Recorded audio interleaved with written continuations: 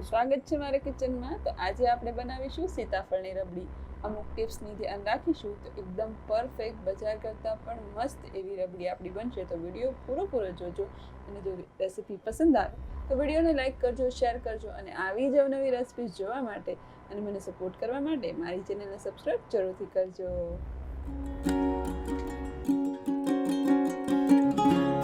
તો રબડી બનાવવા માટે સૌપ્રથમ અહીંયા મેં એક પેનની અંદર પાણી એડ કરી દીધું અને એકદમ સરસ રીતે પેનને આપણે ભીનું કરી લેવાનું છે. જો પેન ભીનું કરીએ તો આપણે જે દૂધ એડ કરીશું તો એ નીચે બેસશે નહીં, અને જો પાણી નહીં એડ કરીએ તો દૂધ જે છે એ નીચે બેસી જશે. તો આ વાતનું ખાસ ધ્યાન રાખવાનું, જેથી કરીને આપણું દૂધ બેસે નહીં. અને શરૂઆતમાં આપણે ગેસની ફ્લેમને મીડિયમ રાખવાની છે, જેથી કરીને દૂધ સરસ એવું ગરમ થઈ જાય. અને જ્યારે દૂધ ગરમ થઈ જાય ત્યારબાદ આપણે ધીમા તાપે એટલે કે લો ફ્લેમ ઉપર એને સતત ચલાવતા રહીને એને ઘટ કરવાનું છે. આ દૂધ આપણે જ્યાં સુધી અડધું ના થાય ત્યાં સુધી એને ગરમ કરવાનું છે. તો દૂધ જે છે 1 લીટર છે અને અડધું થશે એટલે અડધા લીટર જેવું થઈ જાય ત્યાં સુધી આપણે એને ચલાવતા રહીને ગરમ કરી લેવાનું છે.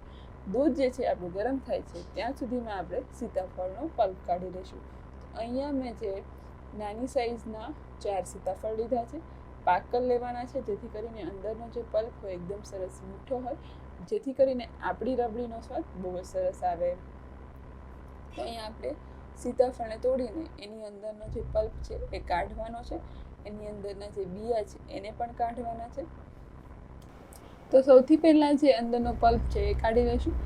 અત્યારે જે સીતાફળ બહુ જ સિઝનમાં છે અને બહુ જ ગુણકારી હોય છે. સીતાફળ શરીરને ઠંડક પૂરી પાડે છે અને ઘણા બધા મિનરલ્સ અને વિટામિન્સ એમાં રહેલા હોય છે. તો સીતાફળનું સેવન શિયાળા દરમિયાન જરૂરથી કરવું જોઈએ અને આ સિઝનમાં એકવાર આ રીતે સીતાફળની રબડી જરૂરથી બનાવવી જોઈએ.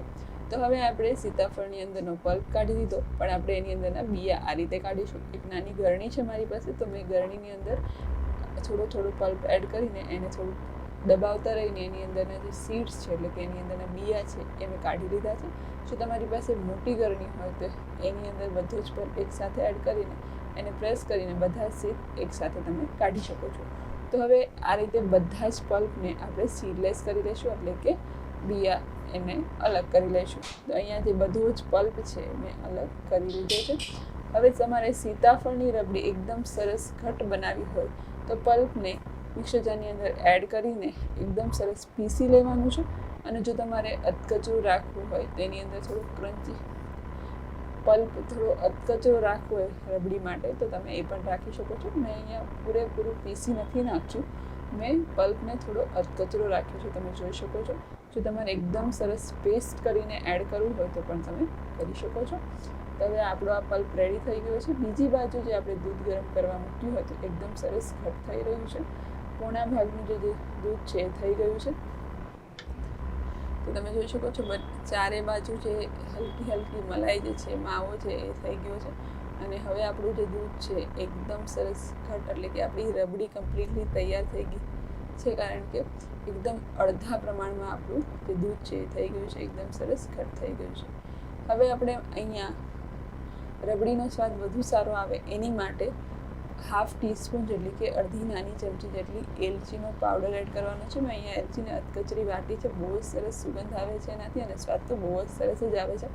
હવે આ બધી જ વસ્તુ એકદમ સરસ મિક્સ થઈ જાય એની માટે અડધીથી 1 મિનિટ જેટલું લો ફ્લેમ પર ચલાવતા રહીને ગરમ કરી લઈશું. ત્યારબાદ આપણે રબડીના સ્વાદ પ્રમાણે, કારણ કે જે સીતાફળ છે અને રબડી બંનેનો સ્વાદ બેલેન્સ થાય એ પ્રમાણે આપણે અહીંયા ખાંડને એડ કરવાની છે. જો સીતાફળ બહુ જ મીઠા હોય તો એ પ્રમાણે આપણે ખાંડને એડ કરવાનું. મેં અહીંયા 3 મોટી ચમચી જેટલી ખાંડ એડ કરી છે. તો હવે ખાંડ આપણી સરસ એવી મેલ્ટ થઈ જાય રબડીની અંદર ત્યાં સુધી આપણે અહીંયા ગરમ કરી લીધું છે. હવે આપણે રબડીને ત્યાં સુધી રૂમ ટેમ્પરેચર ઉપર ના આવે ત્યાં સુધી એને ઠંડી કરવાની છે. અને આવી રીતે હલકા વચ્ચે હલાવતા રહેવાનું છે, કારણ કે જો આપણે એને એમ જ મૂકી દઈશું તો એ ઉપર જામી જશે, એની તર એટલે કે મલાઈ ઉપર આવી જશે, તો રબડીનો સ્વાદ જે છે એ ખરાબ થઈ જશે. તો આવી રીતે સતત ચલાવતા રહીને રબડીને ઠંડી કરવાની છે અને ત્યારબાદ જ આપણે પલ્પને એડ કરવાનું છે. આ ખાસ ધ્યાન રાખવાનું છે, ગરમ રબડીની અંદર આપણે પલ્પને એડ નથી કરવાનું. તો ગરમ રબડીની અંદર જો પલ્પ એડ કરી દઈએ તો સ્વાદ એકદમ ખરાબ થઈ જાય છે. તો તમે જોઈ શકો છો એકદમ સરસ ઘટ એવી રબડી તૈયાર થઈ ગઈ છે. અને ઠંડી પણ થઈ ગઈ છે. તો આપણો પલ્પ જે છે એ રેડી છે. તો પલ્પને હવે એની અંદર એડ કરી દઈશું. તો મેં ફરી કહી દઉં કે ભાઈ અહીંયા તમારે એકદમ સરસ પીસીને એડ કરવું હોય, તમને જે સ્વાદ ગમતો હોય સીતાફળ એની અંદર એ પ્રમાણે તમારે એડ કરવાનું. અને જો તમને એનું અધકચરો સ્વાદ રબડીમાં આવે એ રીતે તમારે અહીંયા એડ કરવું હોય તો તમે એ પ્રમાણે પણ કરી શકો છો. હવે મેં બધો જ પલ્પ અહીંયા એડ કરી દીધો છે અને રબડીની અંદર એકદમ સરસ મિક્સ થઈ જાય એવી રીતે આપણે મિક્સ કરી દેવાનું છે.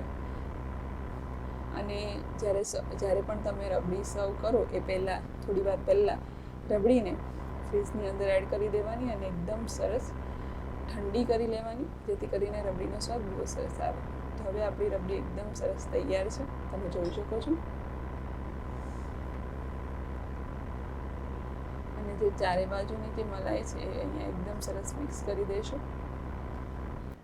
સર્વ કરવા માટે તૈયાર છે. તો હવે આપણે રબડીને સર્વ કરીશું. તમે જોઈ શકો છો એકદમ ઘટ અને એકદમ સરસ એવી રબડી તૈયાર થઈ છે.